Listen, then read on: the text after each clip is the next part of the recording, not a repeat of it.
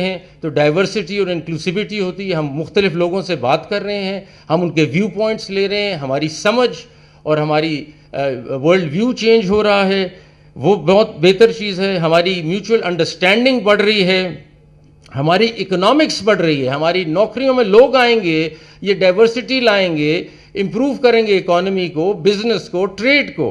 یہ ساری چیزیں گروتھ اور لرننگ کی طرف لے جائیں گی, ڈیولپمنٹ کی طرف لے جائیں گی. تو اس لیے اس میں سوچنے کی دو آراء نہیں ہے اس میں کہ ہمیں ہارمنی لانی پڑے گی, پیار محبت سے باقی مائنورٹیز کے ساتھ چلنا پڑے گا اور ان کو اپنے ساتھ لا کے نیشنل ڈیولپمنٹ کی طرف چلنا ہے, نہ کہ ان کو کسی طرح ہم دور کر رہے ہیں اپنے سے.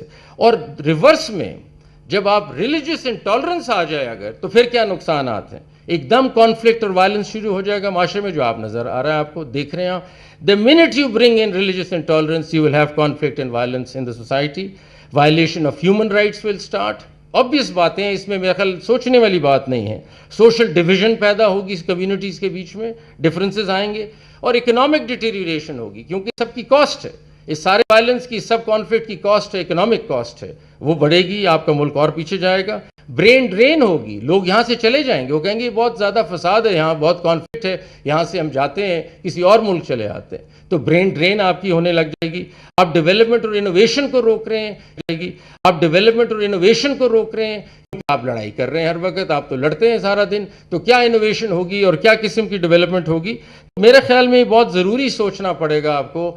As citizens, we have to change from today onwards. We need to bring love and harmony towards our minorities. ہمارا جب مذہب یہ کہہ رہا ہے, ہمارا آئین یہ کہہ رہا ہے, تو پھر کہاں سے ہم سوچ لا رہے ہیں انٹالرنس کی, یہ سمجھ نہیں آ رہی. تو میں جیا جاگی جو آئی تھیں, انہوں نے کہا کہ جی وائسز انہرڈ ہیں, تو آپ کو تو میں کہہ دوں کہ آپ کی وائس تو سن لی آج, کم از کم your voice is heard and we'll take it up at the Supreme Court. اور کچھ ہو نہ ہو تو آپ کی آواز تو سن لی. اور میں فائنلی بس یہ کہنا چاہوں گا, اور میں چاہوں گا کہ یہاں گورنمنٹ کے لوگ نہیں ہیں, لیکن میں چاہوں گا کہ وہ سنیں, اور میں 4-5 پوائنٹس کہنا چاہوں گا, اور یہ میں انگریزی میں بولوں گا. میں چاہوں گا کہ وہ اس چیز کو فالو کریں. یہ سٹیپس ہمیں لینے لازمن ہیں اگر ہم ملک کو کسی اور لیول پہ لے جانا چاہتے ہیں. اگر پاکستان نے ایک ٹالرنٹ نیشن بننا ہے, پروگریسو نیشن بننا ہے اور آگے چلنا ہے, تو یہ کچھ پوائنٹس ہیں جو میں پڑھوں گا, اور 5 پوائنٹس ہیں. دیکھیے, firstly, the state must ensure the effective implementation of these constitutional provisions جو اوپر ہم نے دیکھی. It must take proactive measures to protect minorities from violence and discrimination, ensuring that perpetrators of such acts are brought to justice swiftly and decisively. Number 2, the state must promote social harmony and tolerance through education and public awareness campaigns. By fostering an environment of mutual respect and understanding, we can dismantle the barriers of prejudice and ignorance that often fuel discrimination. Number 3, the state must ensure the equitable representation of minorities in all spheres of public life, including government, law enforcement, and the judiciary. This representation is crucial for ensuring the minority perspectives are included in the decision-making processes that shape our society. 4, the state must protect the cultural and religious heritage of minority communities.